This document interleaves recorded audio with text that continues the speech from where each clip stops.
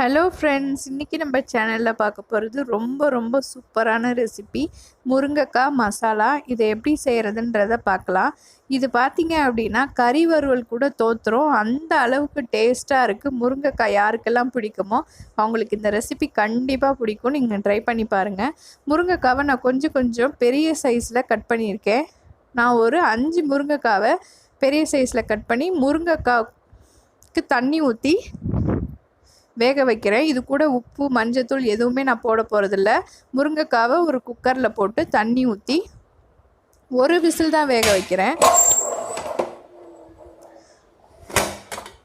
ஒரு whistle விட்டதுக்கப்புறமா steam அடங்கினோடனே நம்ம wait பால் எடுத்துகிட்டு பார்த்தோன்னா அழகாக முருங்கைக்காய் வெந்திருக்கு. பாருங்கள் எவ்வளோ அழகாக இருக்குன்னு. குழையவும் இல்லை, ஒரு விசில் போதும். இப்போ இதெல்லாம் ஒரு பிளேட்டுக்கு எடுத்து ஆற வச்சிடலாம்.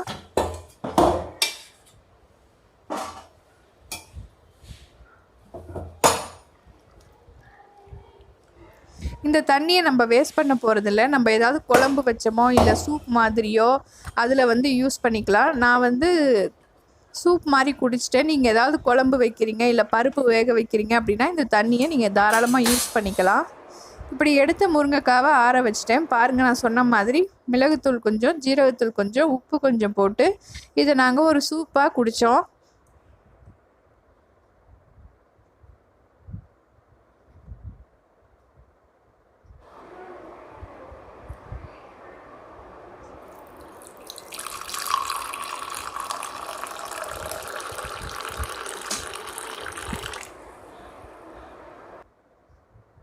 இந்த சூப் ரொம்ப சூப்பராக இருந்துச்சு, டிஃப்ரெண்ட்டாக இருந்துச்சு. பொதுவாக முருங்கைக்கீரையோ முருங்கைக்காய் எல்லாமே உடம்புக்கு ரொம்ப நல்லதுன்னு சொல்லுவாங்க. ஆறுன முருங்கைக்காவை இப்படி உடச்சிங்கனாவே 3 2 பேர்ந்து வரும். இதோட நம்ம ஒரு ஸ்பூனை வச்சு இப்படி வழிச்சோன்னா அழகாக விழும் அதோட சதையெல்லாம். இந்த மாதிரி எல்லா முருங்கைக்காவையும் எடுத்துட்டேன். பாருங்கள்,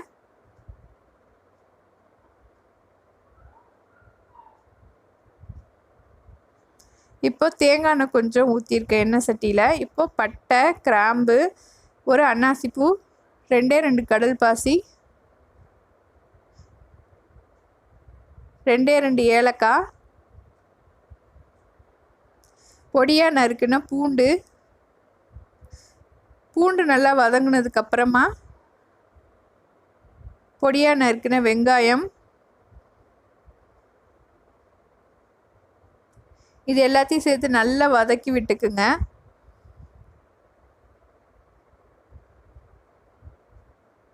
வெங்காயம் நல்லா வதங்கினதுக்கப்புறமா இந்த ஸ்டேஜில் நான் தக்காளியை ஆட் பண்ண போகிறேன்.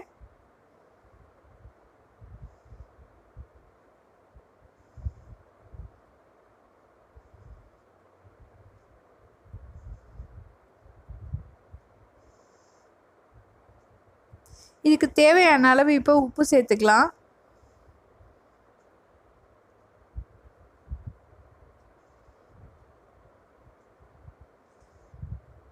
தக்காளி நல்லா வதங்கிடுச்சு.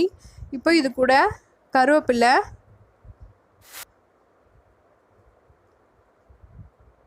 மிளகாய்த்தூள், தனியாத்தூள், மஞ்சத்தூள், இது எல்லாத்தையும் போட்டு நல்லா கலந்து விட்டுக்குங்க.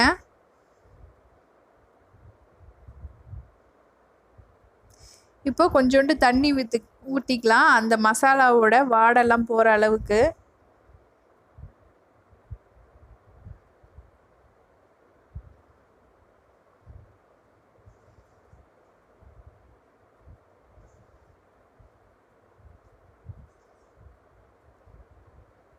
ஒரு 3 நிமிஷம் கழித்து பார்த்திங்கன்னா தண்ணிலாம் நல்லா சுண்டிடுச்சு. இந்த ஸ்டேஜில் நம்ம எடுத்து வச்சுருந்த முருங்கைக்காய் சதையை போட்டுக்கலாம். நல்லா கலந்து விட்டுக்குங்க.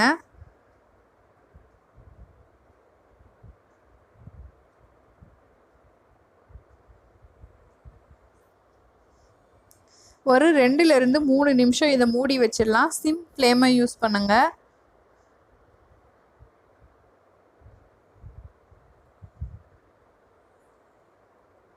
இப்போது 3 நிமிஷம் கழித்து திறந்து பார்த்தா பாருங்கள் மசாலா எவ்வளோ ரெடி ஆகிடுச்சுன்னு. இந்த முருங்கைக்காய் மசாலா உண்மையிலே ரொம்ப ரொம்ப சூப்பராக இருந்துச்சு. நல்ல கறி வறுத்து சாப்பிட்டா எப்படி இருக்குமோ அதை விட டேஸ்ட்டாக இருந்துச்சு.